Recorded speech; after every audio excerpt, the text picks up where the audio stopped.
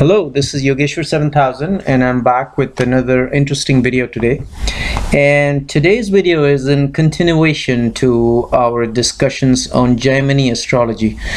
As we know that Sage Jaimini was the second generation to Sage Parashara, and he has given a lot of importance, a lot of significance to the Atmakaraka and the Navansha Kundli. And a lot of his sutras are based around, woven around that, the Atmakaraka and the Charakaraka, so on and so forth. So today we'll be talking about a particular combination which Sage Jaimini has mentioned about the placement of Sun and Rahu in Karakamsa. Now, Karakamsa, as we all know, and people who are not familiar refer to my earlier videos, but Karakamsa is nothing but it's the place where the Atmakaraka is sitting in the Navansha chart. So Atmakaraka is a planet which holds the highest degree in the Rashi chart, and wherever that Atmakaraka is placed in the Navansha Kundli or the Navansha chart, or the D9 chart as some people call it, is the Karakamsa. So today's discussion is on a particular combination based on the sutras given by Sage Jaimini, where Sun and Rahu together are sitting in Karakamsa, meaning with Sun, Rahu and the Atmakaraka is sitting in one Rashi in the D9 or the Navansha chart. So Sage Jaimini says, first of all, as we know that Rahu is pure poison, and whenever Rahu and Sun are together, it forms a dosha, which is a Grahana dosha, or the eclipse. It's a major eclipse because Sun and Rahu, as we all know, are inimical to each other, and that creates a very malefic combination. So what Sage Jaimini has mentioned, that whenever you see Sun and Rahu sitting in Karakamsa, or in other words, when you see Sun, Rahu and the Atmakaraka sitting in the D9 or the Navansha chart, then a person dies through a snake bite.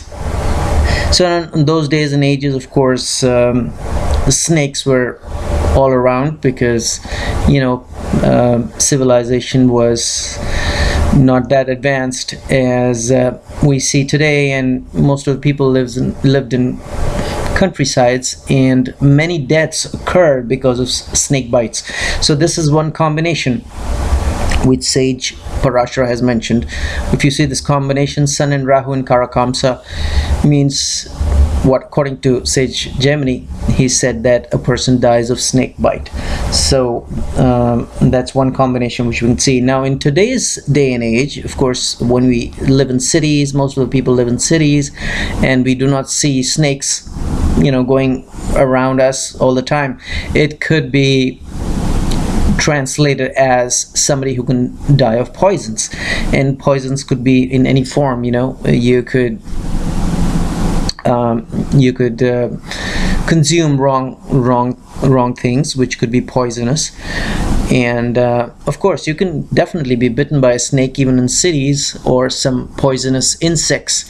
But yes, poison would be the cause of death if you see that kind of a combination in somebody's chart.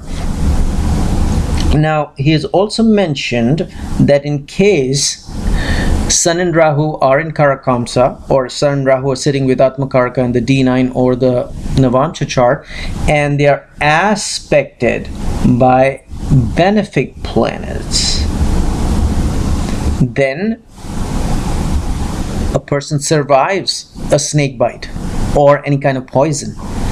So don't just come to a conclusion when you see this combination. See what's the aspect on this Karakamsa, and if the aspect in the D9 chart in the Karakamsa where Sun and Rahu are sitting is by benefic planets, and benefic planets, I mean Jupiter and Venus primarily, even Moon, then of course a person survives a snake bite or that poison whichever he has consumed.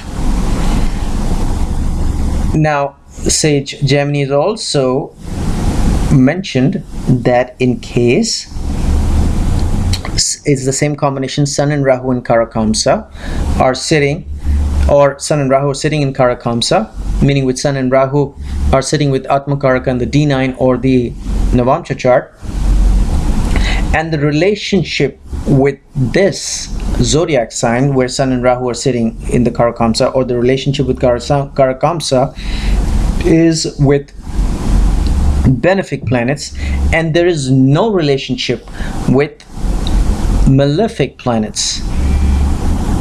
So the condition is Sun and Rahu sitting in Karakamsa, and the only relationship, either through aspect or any kind of a conjunction, is with benefic only and no malefic.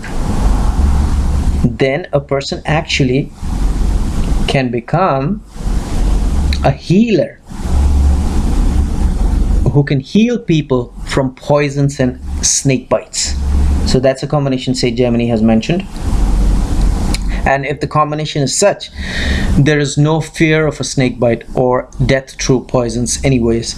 So here the combination is a very deadly combination, Sun and Rahu, and all these three shlokas in this particular sutra. Sage Gemini has mentioned that yes, Sun and Rahu in Karakamsa are very dangerous, but if it's a benefic aspect, of course the person comes out of the danger of poison or snake bite. And in case the only connection is with a benefic on this Karakamsa and there's no connection at all with a malefic, a person can, first of all, there's no fear of a snake bite or poisons.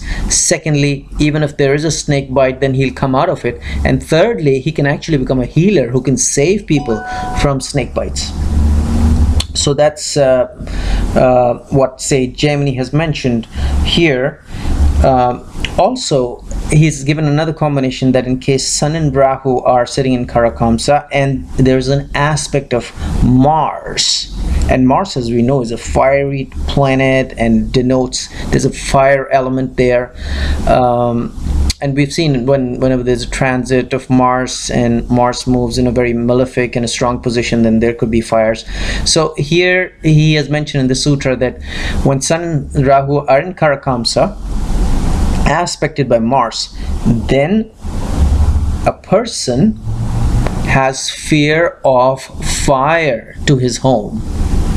So that's what he has mentioned.